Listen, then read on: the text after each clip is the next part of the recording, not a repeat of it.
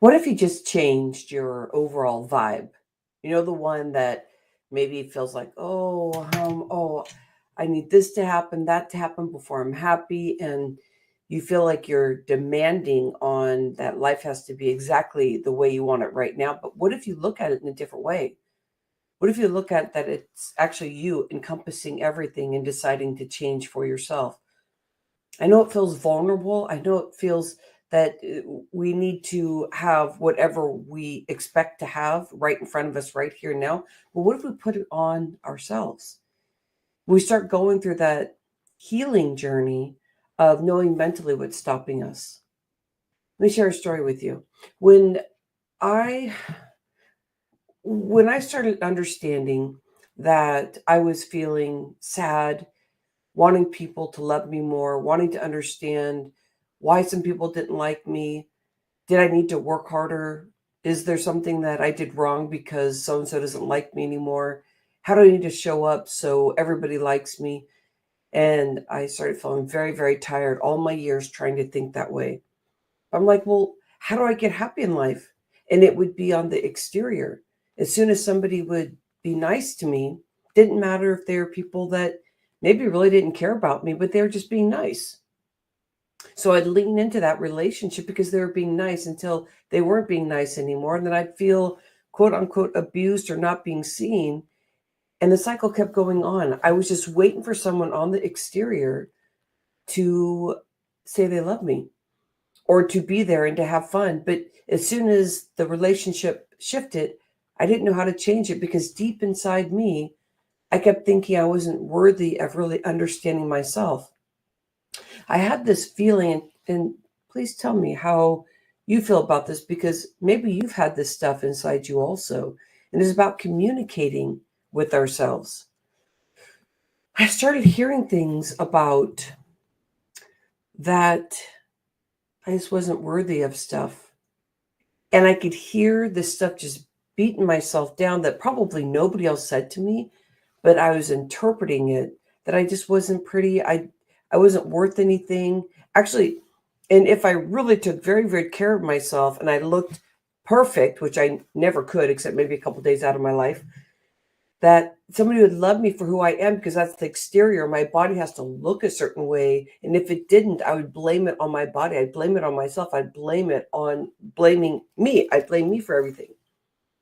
Never held myself accountable for feeling like I loved myself. It was a whole different thing because I was like, well, if other people don't love me, I for sure don't love myself because I'm so mad and angry at myself because you didn't do this, this, and this because you're not perfect because you have to, and this story would go on. So that's what we're talking about today. And actually, we're talking about how to get into sexy energy, which is totally different than what I just talked about, which is a lot of whoa.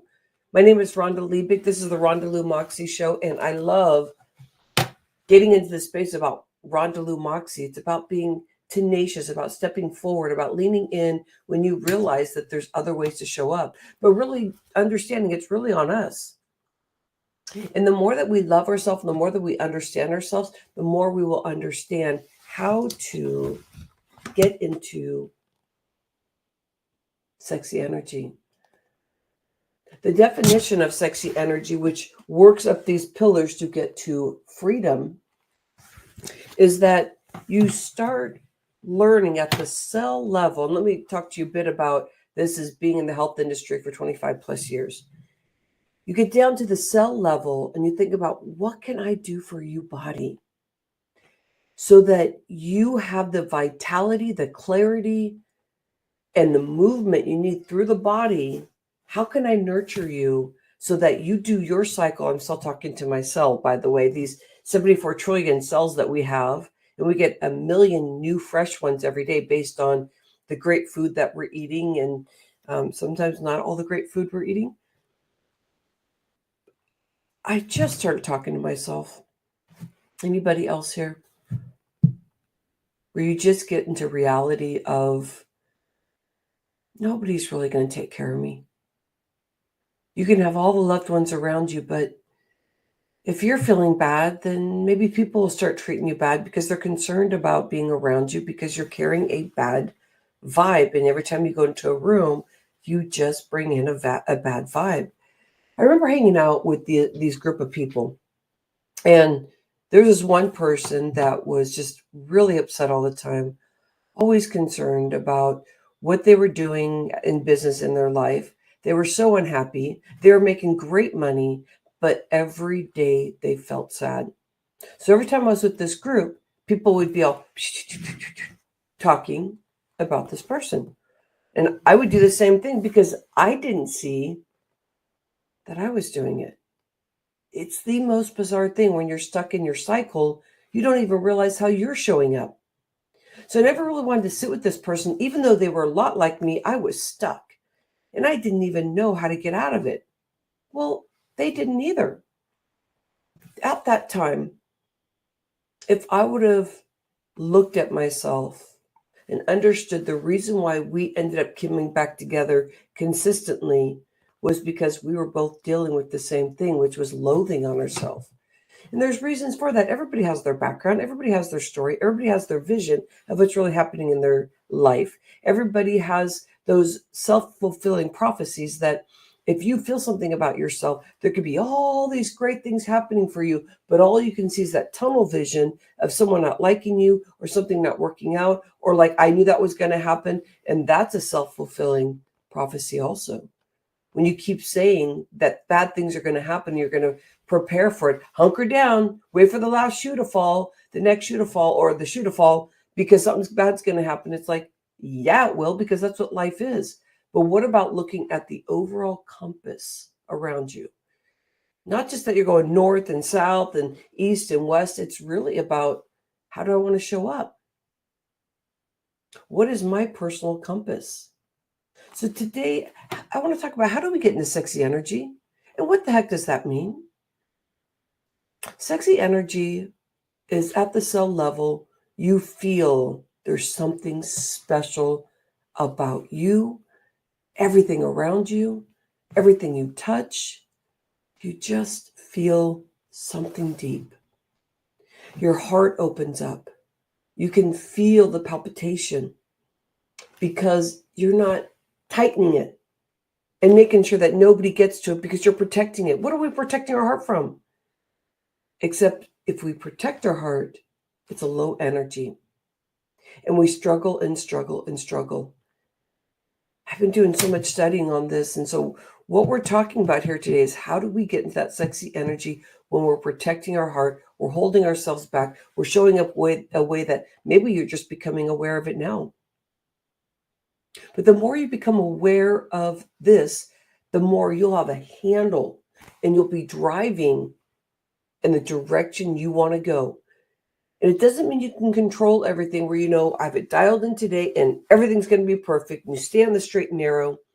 Because if you stay on the straight and narrow, that path, you are going to have even more big things happen because you're fighting the battle that life has its ups and downs. So now your path to get into this sexy energy is going to be moving left and right, because you're going to be doing something and you realize, I have more information about myself or about what I'm working on. And so I'm not going to do the straight and narrow, what I thought I was going to do, my vision today. I need to go a little bit off left here and grow in that area today, or do some tasks to get to my bigger picture. And you may not even get all the way to your bigger picture for the day, because the bigger picture is, if you're a visionary, you're seeing very big things. And maybe we'll talk about that in a moment, about being in the gap and really learning to love on it, and what being in the gap really means. So if you work, I'll come back to that, but if you work on moving in the way that you need to get to the bigger picture, and if the bigger picture changes and it becomes bigger or becomes something slightly different, or quantum leaps where it just becomes something so different, but you're finding people are excited around you, that you feel really good, because you could be your own project. Say you own a business, you could be working on that part of your business where you thought you were going one direction, and you go, here, wait, there's something bigger here. And you start becoming more and more aware of your true essence. That is sexy energy. Sexy energy is when you step into it. Now feel the change here. Take a breath in. Whew, when you feel it, you feel that this is it. This is incredible. I have so much energy. It doesn't matter how much I work because I can feel the alignment. I just want to eat all this good food. So I keep bringing the energy in, but you can accidentally go too high and ego sets in. You start protecting yourself and thinking like, yeah, I'm a badass. And you just start thinking, you're the best. And what's hard about feeling that way is not just that the way that we show up differently and where people won't love on us because they'll be like, oh man, what an ego that person has. But it also prepares you for dropping big because your heart went into it. The heart that centers you and grounds you into the space of feeling, I'm badass. And you are too, and you are too. And what I'm working on, this is so exciting. That is sexy energy. Not way up here in the mind, but cohesiveness with the heart, coherent love. And everything you do, everything you touch, you're not afraid, you're not fear, you don't have anxious feelings around stuff. You just love on everything around you, even when the shit hits the fan. Even when the shit hits the fan. The other day I was at Jackson Rancheria last Thursday and I was there as a health coach. It was so much fun because I don't always put just the health coaching hat on. That's like a portion of what I do for my clients. Usually I'm working in business and I'm working with their health and wellness, but I do have a handful of health and wellness clients and groups and stuff that I do. So I'm playing with these people. They're coming through, maybe 500 people, whatever. And as they're coming through, there's great conversation, about what they're doing, working in the kitchen, doing this, doing that, working on the floor in the casino, all these things. Well, Jackson Rancheria is known for taking very good care of their employees. These people seem so happy. Well, at least they were around me. So I started talking to them about the heart and understanding themselves. And I brought up these pillars too, because I had 2 plaques here. This is my first plaque. And I brought the second plaque, but there's 3 plaques that come with this that I created. And it was easy because I started talking to them about mindset and flow and where they're showing up and where their stressors are and connecting that with the energy in their body, the aches and pains that they have. So to get in that sexy energy, it's tricky. There's so many moving parts. You have so many things to look forward to. But that means the shit's going to hit the fan. And when it does, you start pulling from your tools. Example, if I'm just working in the mindset, let me give you a little touch and feel of what I'm deeply talking about. So if I'm working to get to fabulous for the day, sexy energy is the 4th step to get there. First step, I'm going to walk you through it. I'm feeling great today. Well, great is okay. But what about if you felt fabulous? So you do some stuff, morning stuff, meditation, go touch some nature, go talk to your flowers and plants, play, laugh, whatever it is. Okay, so you feel fabulous. All right, 1 out of 5. Vulnerability. You know that you want to stay in that fabulous space, but you're concerned. You're like, how do I stay in that? Because I know this is going down, that's going down. You go, here, wait. Vulnerability helps my nervous system stay calm. And if I stay calm, I can hear and understand how to keep my heart in a space where maybe usually I'd want to fight or flight with people. But if I stay here, I can hear what that person's saying to me or what the event that I think I don't want to happen is happening right now. How do I stay in my heart so that I can calm my nervous system and walk through it? Not numb myself with anything. No food, no alcohol, no social media, but I stay in vulnerability. If I get to the other side, emotional EQ is going to happen because we're going to learn from that experience over and over again. We learn to stay in vulnerability because all of a sudden Life feels incredible because you can gauge your energy where you are. You don't get lost. It's incredible. Receive. I always thought, well, you pull your bootstraps up. You don't ask for help. How dare you even tell me what to do? Don't tell me what to do. I heard that many times for myself. Oh, about 1,000,000 times. Now, my husband may say something different, but I'll give you the best information as possible. Is I try not to say that anymore because he is there to help. I am here to help him also. That's the partnership. So when somebody's trying to give us something, the first thing we may say is, oh, no, no, no, no.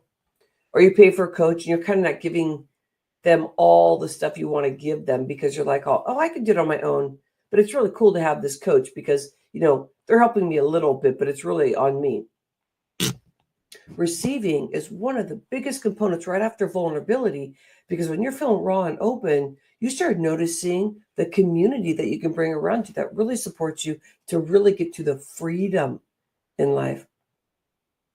So let's go to the next step. Sexy energy. So now I am feeling fabulous. I have some vulnerability in me. I can receive in a way that I feel comfortable because it keeps getting bigger and bigger, just like our heart does the more we open up. Now I can feel that sexy energy. And you're like, the energy is like, I get stuff done. I can quantum leap. Boom, boom, boom, boom, boom. Keeps going and moving and grooving. And that is sexy energy. You're moving, you're flowing. You can feel your body. You can feel the flow. You see where I'm going with this? So then truth. All you want is truth in your life. So if somebody asks you a question and if you say the truth, that they may slam you because they're like, oh, how dare you do that? That's what I heard all my life. How dare you do that? How dare that happen? How dare this? That kind of thing. What'd you hear in your life? But you still tell the truth. And when you're not telling the truth, that means you're in the fight or flight. And you want to reconcile that and get coherent with the heart so that the heart will be there for you. This is where you will steal money out of your energy bank, is trying to hide something by not telling the truth. Emotionally, when you're feeling something, the truth is very important to share with the other person. When you do a mistake, do something wrong, step into that truth because that's going to quantum leap you. And it's a learning experience. Let's say you do something over and over and over again. You start lying about it because you're like, I don't want to disclose what I keep doing wrong because I need to protect myself. I'm just going to keep lying so nobody knows. And I think I've been in that situation many times. But what shifts is that you notice you're in a cycle, that something keeps happening over and over again. What can you do about that? So this is where the good stuff starts happening. You will break that cycle of over and over same mistake when you realize how special you are, how exciting life is, how exciting you are, and how you are not those things that you think you are out of the 60, 70,000 words we subconsciously say to ourselves every day. If we can't get cohesive in the heart, we can't find any safety at all. There's not going to be any changes that happen, and that's the truth. If you stay in your brain, you get combative and you want to fight, and you're not going to get anywhere except just on the exterior. I just need to show up this way. I need to keep showing up this way. Oops, I made a mistake. Okay, lie because I need to show up this way. Put your mask on. All not going to help us grow. So I believe we are all hashtag speaker locking arms.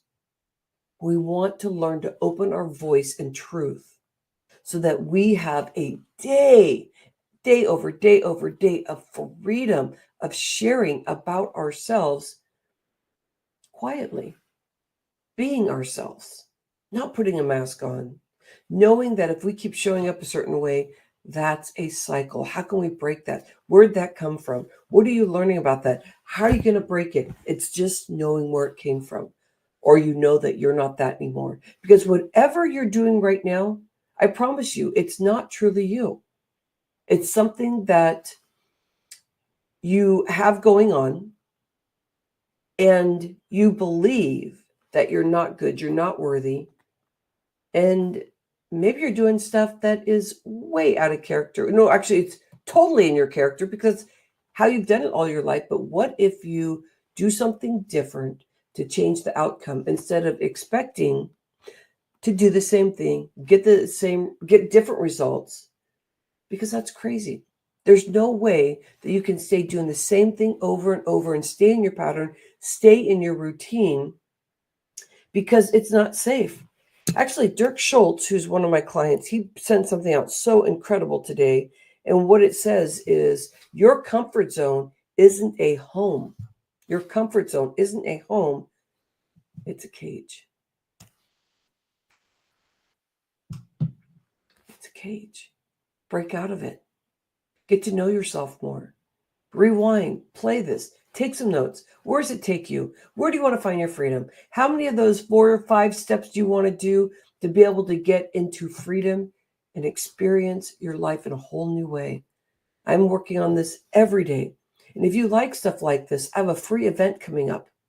And that's about hashtag speaker locking arms. It's Ignite Power Together, which is my board that I put together. It's about us 4 people on the board talking about this humanitarian project. For me, it's about opening our voices to stop blaming and shaming. What is it that you want to talk about that is something I really care about this? You want to be with us in this not private event, but in this event. And if you want to know more about the health coaching, you'll want to use the rhondaliebig.com/tree. Stay close. Keep learning about your experience. Keep knowing when you catch your cycles, because those cycles actually mean something. Don't run away from them. Don't numb yourself. Find somebody to hold the space for you. I'll hold a very, very safe space. I'm learning so much about myself and moving forward and loving on people more. I love you. I love you. This means I love you in sign language. Let's keep opening our hearts, bigger, bolder, more raw, so that you can really truly see the authentic you. This is the Rhonda Moxie Show. My name is Rhonda Liebig. You have an insightful, blessed, joyful, freedom day that you can have. Namaste. Appreciate you.